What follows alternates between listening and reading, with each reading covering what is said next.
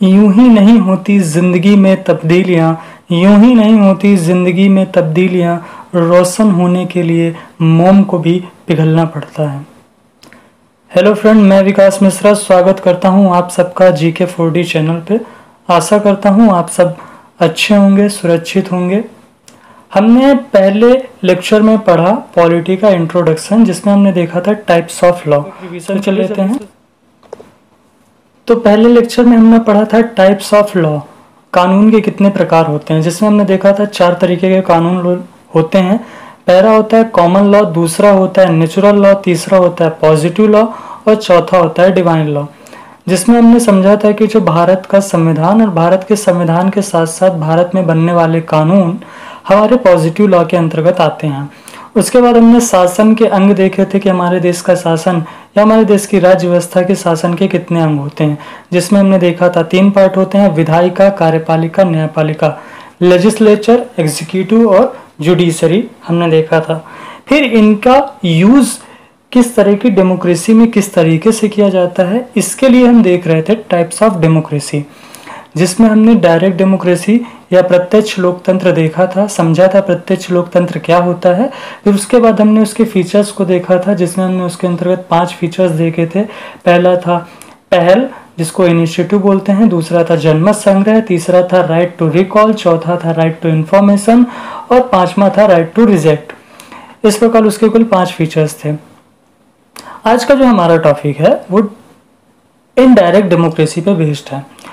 हमने बताया था कि जो इनडायरेक्ट डेमोक्रेसी होती है वो 2 प्रकार से विभाजित होती है, या उसे 2 तरीके से देखा जाता है।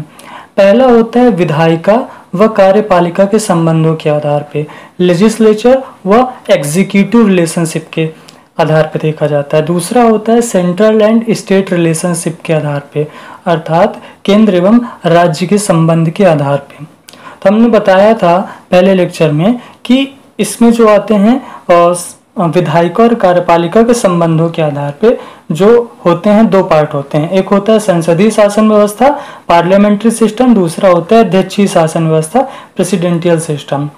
फिर हमने सेंट्रल एंड स्टेट रिलेशनशिप में देखा था फेडरल यूनियन और यूनिटरी सिस्टम, है ना। तो हमने इसके भी 2 पार्ट देखे थे। आज हम देखेंगे संसदीय शासन व्यवस्था अर्थात पार्लियामेंट्री सिस्टम के फीचर्स, और उसे समझेंगे कि क्या क्या होते हैं उसके फीचर्स और संसदीय शासन व्यवस्था क्या होती है। चलिए शुरू करते हैं आज का हमारा पहला टॉपिक, संसदीय शासन व्यवस्था। संसदीय शासन व्यवस्था क्या होती है? संसदीय शासन व्यवस्था ऐसी व्यवस्था होती है जहां पे संसद सर्वोच्च होती है। संसद में, हालांकि भारत की संसद में 3 पार्ट होते हैं। कौन कौन से? लोकसभा, राज्यसभा और राष्ट्रपति। ये जो नाम है लोकसभा, राज्यसभा, ये अलग अलग देशों में इनके अलग अलग नाम हैं। तो भारत के परिप्रेक्ष्य में लोकसभा और राज्यसभा और राष्ट्रपति से मिलकर बनती है संसद। तो जिस देश में संसद सर्वोच्च हो और संसद को ही कानून बनाने का अधिकार हो, उस देश की व्यवस्था को बोला जाता है संसदीय शासन व्यवस्था या पार्लियामेंट्री गवर्नमेंट सिस्टम। अब उसके फीचर्स क्या क्या होते हैं वो देखते हैं। सबसे पहला फीचर है बहुमत प्राप्त दल का शासन। तो बहुमत प्राप्त दल शासन क्या होता है? देखिए, जो सरकार बनाते हैं, सरकार कौन बनाते हैं? सरकार वह बनाते हैं जिन्हें लोकसभा में, संसद में, लोकसभा के अंतर्गत जिनको बहुमत प्राप्त होता है, मतलब जिनके पास ज्यादा सीटें होती हैं, उन्हीं को संसद में सरकार बनाने का राइट मिलता है। अर्थात सरकार उसी की होती है जिसका बहुमत होता है। तो इस प्रकार बहुमत दल का शासन ही उस संसदीय व्यवस्था की विशेषता है। पहली विशेषता हो गई। अब दूसरी विशेषता देखते हैं क्या होती है। तो दूसरी विशेषता होती है लोकसभा के प्रति सामूहिक उत्तरदायित्व। तो जो मंत्री होते हैं वो सामूहिक रूप से लोकसभा के प्रति उत्तरदायी होते हैं और व्यक्तिगत रूप से राष्ट्रपति के प्रति उत्तरदायी होते हैं। 2 तरीके के उत्तरदायित्व होते हैं। अर्थात यदि कोई भी मंत्री अपना इस्तीफा देना चाहता है तो व्यक्तिगत रूप से राष्ट्रपति को देगा, और यदि सामूहिक रूप से सभी मंत्री अपना इस्तीफा एक साथ देते हैं तो वह अपना इस्तीफा इसमें देंगे, लोकसभा में देंगे। तो इस प्रकार लोकसभा के प्रति उत्तरदायित्व सरकार होती है। मंत्रिपरिषद का जो गठन है वह सरकार के रूप में होता है, वही सरकार चलाते हैं, वही सरकार के मंत्री होते हैं, तो वह अपना इस्तीफा लोकसभा में देते हैं। तो दूसरी संसदीय शासन व्यवस्था की विशेषता क्या हो गई? उत्तरदायी सरकार। ठीक है, इसके बाद देखते हैं तीसरी विशेषता क्या होती है। इसकी तीसरी विशेषता है नाम वास्तविक कार्यपालिका, नाम मात्र की एवं वास्तविक कार्यपालिका। देखिए, जो कार्यपालिका है, कार्यपालिका में दो तरीके के अध्यक्ष होते हैं, एक होता है वास्तविक अध्यक्ष और एक होता है नाम मात्र का अध्यक्ष। तो जो राष्ट्रपति होते हैं, राष्ट्रपति नाम मात्र के अध्यक्ष होते हैं, जबकि प्रधानमंत्री कार्यपालिका का वास्तविक अध्यक्ष होता है। हालांकि जितने भी कार्य होते हैं कार्यपालिका के, वो समस्त कार्य राष्ट्रपति के नाम से ही किए जाते हैं, फिर भी उन्हें किया जाना है या नहीं किया जाना, उस पे जो डायरेक्ट डिसीजन होगा प्रधानमंत्री का और मंत्रिमंडल का होगा।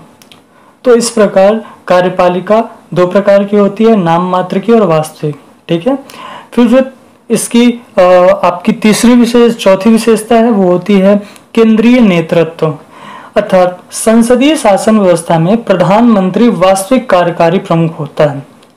वास्तविक कार्यकारी प्रमुख होता है, अर्थात वो जो नीतियां बनाएगा, वो जो प्रस्ताव लाएगा, वही ज्यादातर पारित होगा। क्यों? इसलिए क्योंकि सरकार उसकी है, सरकार में बहुमत उसका है, लोकसभा में बहुमत उसका है, इसलिए सीधी सी बात है कि जो कानून होगा वो किसका बनेगा? जो सरकार है उसका बनेगा। इसके बाद बात करते हैं दोहरी सदस्यता। दोहरी सदस्यता कैसे होता है? दोहरी सदस्यता होता है कि जो मंत्री होते हैं, मंत्री कहाँ से जाते हैं? मंत्री जाते हैं लोकसभा से या राज्यसभा से। लोकसभा से या राज्यसभा से मंत्री जाते हैं। ठीक है, किसी को भी मंत्री बनाया जा सकता है। सबसे बड़ी बात यह है कि मंत्री किसी को भी बनाया जाता है, चाहे वो लोकसभा का सदस्य हो या ना हो, उसे भी मंत्री बनाया जा सकता है। हालांकि उसके लिए एक क्राइटेरिया है कि कोई भी व्यक्ति यदि मंत्री बनाया जाता है तो उसे 6 महीने के अंतर्गत संसद का सदस्य नहीं होने पर 6 महीने के अंदर उसे अपनी संसद के किसी भी सदन में अपनी सदस्यता साबित करनी होगी, तो उसे बोलते हैं दोहरी सदस्यता। दोहरी सदस्यता क्या है? दोहरी सदस्यता ये है कि संसद का एक पार्ट होती है लोकसभा, एक पार्ट होती है राज्यसभा। तो जो मंत्री होते हैं लोकसभा या राज्यसभा किसी में से एक से ही होते होंगे, ज्यादातर होते ही हैं। उसके बाद उन्हीं से मिला करके, उन्हीं संसद के उन सदस्यों से मिलकर के बनती है आपकी कार्यपालिका, है ना। तो इस प्रकार उनकी दोहरी सदस्यता हो गई। पहली सदस्यता हो गई आपकी लोकसभा या राज्यसभा की किसी एक सदन से, दूसरी हो गई आपकी कार्यपालिका में। तो इस प्रकार वो दोहरी सदस्यता रखते हैं। अब बात करते हैं इसकी अगली विशेषता। तो दूसरी विशेषता है इसकी, अगली जो विशेषता है वो है द्विसदनीय विधायिका, या बोल सकते हैं 2 सदन होते हैं। जैसे कि मैंने पहले बताया कि जो संसद होता है, संसद में 2 सदन होते हैं, एक होता है लोकसभा, एक होता है राज्यसभा। जो भारत के परिप्रेक्ष्य में बात करें तो जो लोकसभा है उसको बोला जाता है निम्न सदन, और जो राज्यसभा है उसको बोला जाता है उच्च सदन। ठीक है, तो इस प्रकार 2 सदनीय व्यवस्था इसमें होती है। फिर इसके बाद जो इसकी अगली विशेषता अगर वो देखेंगे तो इसकी अगली विशेषता है गोपनीयता। देखिए, जो संसद के सदस्य होते हैं उन्हें संसद की कार्यवाही को गोपनीय रखने का उन्हें दायित्व मिलता है। जब कोई भी सांसद हो या मंत्री हो, जब शपथ लेता है तो शपथ 2 तरीके की लेता है। एक तो लेता है अपने पद की शपथ, दूसरा लेता है गोपनीयता की शपथ। तो इस प्रकार वह जो भी कार्य किया जाएगा संसद में, जो भी कार्य किया जाएगा गुप्त रूप से किया जाएगा। सारे कार्यों की बात नहीं की जा रही है, जो भी कार्य किए जाएंगे यदि उसमें कहा गया है कि इसे गोपनीय बना के रखना है, तो प्रत्येक सांसद का, प्रत्येक मंत्री की जिम्मेदारी है कि उसे गोपनीय बना के रखा जाए। ये भी एक विशेषता होती है किसकी? संसदीय शासन व्यवस्था की। तो संसदीय शासन व्यवस्था की हमने विशेषताएं देखी, जिसमें हमने देखा अस्थायी सरकार होती है, संसदीय सर्वोच्चता होती है, उत्तरदायी सरकार होती है अर्थात लोकसभा के प्रति व्यक्तिगत रूप से, और राष्ट्रपति के लोकसभा के प्रति सामूहिक रूप से, व राष्ट्रपति के प्रति व्यक्तिगत रूप से उत्तरदायी होते हैं। और इसके बाद हमने बताया 2 राष्ट्राध्यक्ष होते हैं, एक जो होता है वो होता है प्रत्यक्ष, एक होता है अप्रत्यक्ष। जिसमें होता है प्रत्यक्ष होता है राष्ट्रपति, अप्रत्यक्ष होता है प्रधानमंत्री। ठीक है, तो ये हो गई हमारी संसदीय शासन व्यवस्था की विशेषताएं। इसके बाद आती है जो विधायिका और कार्यपालिका के संबंधों के आधार पर ही जो दूसरी शासन व्यवस्था आती है वो होती है अध्यक्षीय शासन व्यवस्था। चलिए उसकी विशेषताएं देखते हैं। अध्यक्षीय शासन व्यवस्था की क्या विशेषताएं हैं। अध्यक्षीय शासन व्यवस्था की विशेषता की बात करते हैं। स्थायित्व, सबसे बड़ी विशेषता इसकी स्थायित्व। हमारे यहाँ पे जो सरकार होती है, हमारे जो संसदीय शासन व्यवस्था में, जैसे कि भारत में भी संसदीय शासन व्यवस्था ही अपनाई गई है, तो हमारे यहाँ यह संसदीय शासन व्यवस्था जिन देशों में अपनाई जाती है वहाँ पे जो सरकार होती है वह स्थायी सरकार होती है। अब आपको इसका सबसे बड़ा एग्जाम्पल देखना है तो देख ही सकते हैं। सबसे बड़ा एग्जाम्पल, सरकार जिसकी बहुमत में होगी वो सरकार रहेगी अस्तित्व में, यदि उसका बहुमत समाप्त होता है तो तुरंत सरकार गिर जाएगी। और अगर इसे राज्यों के परिप्रेक्ष्य में देखना हो तो आप समझ सकते हैं, पहले कर्नाटक की सरकार गिराई गई, फिर मध्य प्रदेश की गिराई गई, वर्तमान में आपके राजस्थान की चल रही है प्रोसेस। तो इस प्रकार से जो प्रकृति होती है वो संसदीय शासन व्यवस्था में अस्थायी सरकार की प्रकृति होती है। जैसे ही सरकार अल्पमत में आई, सरकार का बहुमत खत्म हुआ, सरकार तुरंत गिर जाती है और राष्ट्रपति और राज्यपाल को कर्तव्य होता है कि जो सबसे बड़ी सरकार हो, बहुमत में सरकार हो, उसे ही जो सबसे बड़ा दल हो, जो बहुमत का दल हो, उसे ही सरकार बनाने के लिए आमंत्रित किया जाए। तो अध्यक्षीय शासन व्यवस्था की विशेषता में हम बात करते हैं तो अध्यक्षीय शासन व्यवस्था में स्थायित्व पाया जाता है, सरकार का स्थायित्व होता है। अर्थात वहां पर सरकार इसलिए नहीं गिर सकती कि वहां पे आपका अल्पमत में आ गई है या बहुमत कम है, ये जो भी चीजें हैं, तो स्थायी सरकार रहती है। अर्थात जितने समय के लिए निर्धारित सरकार चुन ली गई उतने समय तक वो सरकार रहेगी ही रहेगी। अब इसकी कुछ अच्छी बातें भी हो सकती हैं, कुछ बुरी बातें भी हो सकती हैं। जैसे अगर भारत के परिप्रेक्ष्य में बात करें तो भारत के परिप्रेक्ष्य में हमेशा दबाव रहता है कि कोई भी अच्छा काम करने पर यदि वो जनता को पसंद नहीं आया, जनता के अनुरूप नहीं हुआ, तो सरकार से जो विधायक हैं वो दूसरे दल में जा सकते हैं या दल बदल कर सकते हैं। तो इसके आधार पर सरकार अल्पमत में आएगी, जिससे वो सरकार समाप्त हो जाएगी और दूसरी पार्टी की सरकार आ जाएगी। तो ये इसका बेनिफिट भी है और एक तरीके से इसकी विशेषता भी है। दूसरी बात करते हैं, इसमें नीतियों में निरंतरता रहती है। अध्यक्षात्मक शासन प्रणाली में कार्यपालिका निश्चित समय तक अपना काम करती है और उनकी नीतियां निरंतर बनती रहती हैं। जैसा कि मैंने बताया कि जब सरकार स्थायी है तो सरकार अपना एक रोड मैप तैयार करेगी कि हमें किस किस तरीके से काम करना है, कौन कौन सी पॉलिसी किस किस सेक्टर के लिए लानी है। तो अपनी पॉलिसियां 1 बाय 1 करके लाती रहती हैं और उनमें कोई प्रॉब्लम्स नहीं आती, क्योंकि उन्हें पता है कि हमारी सरकार स्थायी है और हम अपनी पॉलिसियां ला सकते हैं, अप्लाई कर सकते हैं। इसके बाद इसकी दूसरी विशेषता देखते हैं, शक्तियों का स्पष्ट विभाजन। अब यहाँ पे जो चीज़ है उसको समझने वाली है। अध्यक्षात्मक शासन प्रणाली, अध्यक्षात्मक मतलब जो हम देख रहे हैं प्रेसिडेंशियल सिस्टम, तो अध्यक्षात्मक शासन प्रणाली में कार्यपालिका, विधायिका और न्यायपालिका में तीनों में स्पष्ट विभाजन पाया जाता है। एक दूसरे के कार्य पे हस्तक्षेप नहीं करते। भारत के परिप्रेक्ष्य में ऐसा नहीं है। भारत के परिप्रेक्ष्य में विधायिका से निकलती है कार्यपालिका और विधायिका और कार्यपालिका मिलकर के निर्धारित करते हैं जुडिशरी को, और जुडिशरी इनके जितने भी लॉज एक्ट्स होते हैं उन पे कंट्रोल करने का कार्य करती है। वो संवैधानिक असंवैधानिक तो नहीं है, हमने बताया था ना। तो उसके अकॉर्डिंग जो अध्यक्षीय शासन व्यवस्था है वो तीनों पार्ट अलग अलग होते हैं। विधायिका का चुनाव अलग होता है, कार्यपालिका का चुनाव अलग होता है, जुडिशरी में अलग लोग अलग सेक्टर से अपनी अपनी तैयारी करके जाते हैं, अलग तरीके से चुने जाते हैं। तो यहाँ पे जो इंटरलिंकिंग है वो नहीं पाई जाती है ना। तो शक्तियां जो होती हैं वो स्पष्ट रूप से विभाजित होती हैं। ये किसकी विशेषता हो गई? ये हो गई अध्यक्षीय शासन व्यवस्था की विशेषता। अब बात करते हैं विशेषज्ञों द्वारा शासन। तो देखिए जो शासन चलाया जाता है अध्यक्षीय शासन व्यवस्था में, उसमें एक विशेषता है कि जो राष्ट्रपति होता है उसे राष्ट्रपति को अपने अनुरूप किसी भी व्यक्ति को, क्योंकि वहाँ पे चुनाव नहीं होता, तो उसके अनुरूप अपने जिस भी विशेषज्ञ को, जिस भी सेक्टर के विशेषज्ञ को राष्ट्रपति चाहे उसे चुन सकता है और उन्हीं के अनुसार शासन चलाया जाता है कार्यपालिका के अनुसार।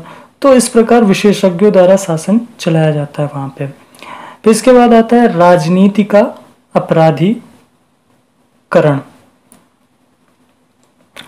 राजनीति का अपराधीकरण नहीं। अध्यक्षात्मक शासन प्रणाली में कार्यपालिका के सदस्यों का चुनाव लोकप्रियता, धनबल व बाहुबल के आधार पर नहीं होता, बल्कि विशेषज्ञता के आधार पर होता है। जैसे कि मैंने भी बताया कि जो राष्ट्रपति होते हैं वह चुन सकते हैं, उन्हें अधिकार होता है कि वह किसी भी व्यक्ति को जो जिस सेक्टर का अपना विशेषज्ञ हो उसे चुन सकते हैं और वही सरकार चलाएगा। जबकि यहाँ पे क्या होता है कि किसी भी प्रकार का चुनाव प्रचार के दौरान लोग लुभावने वादे किए जाते हैं, पैसे बांटे जाते हैं और बहुत सारी चीज़ें की जाती हैं, उसके अकॉर्डिंग चुनाव जीतने का कार्य किया जाता है। तो इस प्रकार वहाँ पे राजनीति का अपराधीकरण नहीं होता है। उसका कारण क्या है? जो भी आदमी है, जिस सेक्टर का विशेषज्ञ है, उसे राष्ट्रपति चाहेगा तो अपनी इच्छा अनुसार चुन लेगा और यदि नहीं चाहेगा तो नहीं चुनेगा। तो इस प्रकार की चीज़ें वहाँ पे काम करती हैं। तो इस प्रकार ये अध्यक्षीय शासन व्यवस्था की विशेषताएं होगी। तो हमने कौन कौन सी विशेषताएं देखी? पहला हमने देखा स्थायी सरकार देखा, फिर देखा कि विधायिका व कार्यपालिका और न्यायपालिका में अंतर होता है, तीनों पृथक होती हैं। इसके बाद हमने देखा कि जो वहाँ पे जो सदस्य कार्यपालिका में जाते हैं वो अपनी विशेषज्ञता के आधार पे जाते हैं। अब इसकी दो और मुख्य विशेषताएं हैं जो हमें देखनी है। पहली विशेषता इसमें जो मुख्य है वो है न्यायिक सर्वोच्चता। यहाँ पे जो न्यायिक सर्वोच्चता मतलब यहाँ पे न्यायालय सर्वोच्च होती है। अध्यक्षीय शासन व्यवस्था में न्यायालय सर्वोच्च होती है, जबकि संसदीय शासन व्यवस्था में संसद सर्वोच्च होती है। सबसे पहली विशेष ये चीज़ें हमको याद रखनी है कि जो संसदीय शासन व्यवस्था है उसमें संसद सर्वोच्च होती है, जबकि अध्यक्षीय शासन व्यवस्था में न्यायालय की सर्वोच्चता होती है। यहाँ पे हमने एक चीज़ और देखी थी कि दो राष्ट्राध्यक्ष होते हैं आपके संसदीय शासन व्यवस्था में, जबकि अध्यक्षीय शासन व्यवस्था में एक ही राष्ट्राध्यक्ष होता है। ठीक है, तो इस प्रकार आज का हमारा ये लेक्चर में आज का हमारा संसदीय और अध्यक्षीय शासन व्यवस्था की विशेषताएं कंप्लीट हो गई हैं। तो इस प्रकार संसदीय शासन व्यवस्था के अंतर्गत हमने संसदीय शासन व्यवस्था की और अध्यक्षीय शासन व्यवस्था के अंतर्गत अध्यक्षीय शासन व्यवस्था की विशेषताएं देखी। आज का हमारा वीडियो हम यहीं पे कंप्लीट करते हैं। अगले लेक्चर में हम देखेंगे संघात्मक फेडरल यूनियन सिस्टम की विशेषताएं और यूनिटरी गवर्नमेंट सिस्टम की क्या क्या विशेषताएं होती हैं। तो चलिए आज इस लेक्चर को यहीं पे एंड करते हैं। अगर पसंद आया हो तो हमारे चैनल को सब्सक्राइब करें, वीडियो को लाइक करें और कमेंट में अपनी राय देना ज़रूर ना भूलें। और खुश रहिए, सुरक्षित रहिए, पढ़ते रहिए।